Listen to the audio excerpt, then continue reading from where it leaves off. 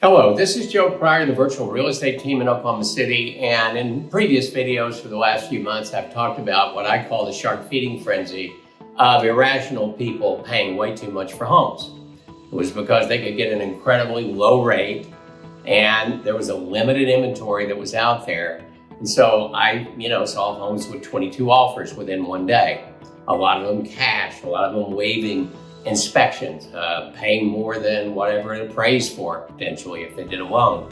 So those days are gone because the higher interest rates. So in the price range that we're dealing in real estate for investors in new construction, which for us starts as low as $225,000, there's not a multiple offer deal going on. That just really doesn't happen. In fact, pretty much, unless something's priced so ridiculously low, and I haven't found it yet on the MLS in Oklahoma City, then it's going to be something, maybe it does get multiple offers, but instead of 22, it may be 2. So there is an area, however, that, can get multiple offers still. And first of all, it has to be below 200,000. Pretty much in most cases has to be 10 years or less in age.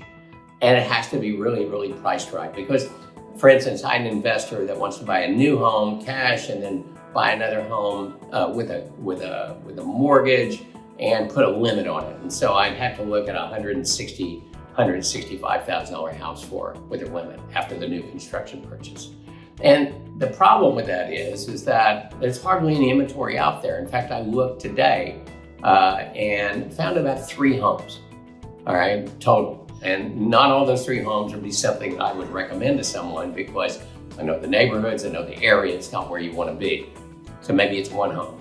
Well, if you shoehorn $165,000 home in a metro area well over $1 million, you're going to get multiple offers. So for those investors that come to me and say, I want to buy an inexpensive house that's in really good condition, I pretty well say, that's really a dream. It's not something that in reality is going to come true because the 165 house may end up being a 185 house. So since the Oklahoma City market is still strong, since it's still a seller's market, even though it's not the one day on the market and it's sold like it used to be, it's still a rapidly selling market. It's turning over very, very quickly. And, the prices have held. In other words, if you look at something that's on the market right now, it's not a cheap price. There's no foreclosures basically to compete against that might drive the prices down, which I've seen in previous times.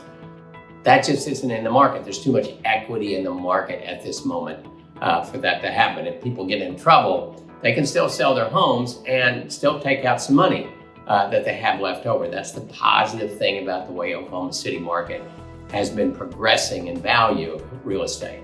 So the thing is that, the good news is once we get above a certain price range, we're not in multiple offers. We can find good homes for you.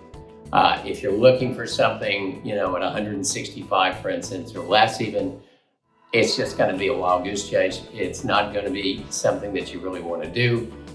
It's probably something that has to waive inspections, which means you're going to have to put more money into the house cash. So that's the understanding right now, where multiple offers are still happening, where we don't really do business whatsoever with investors. It's not a good place to be.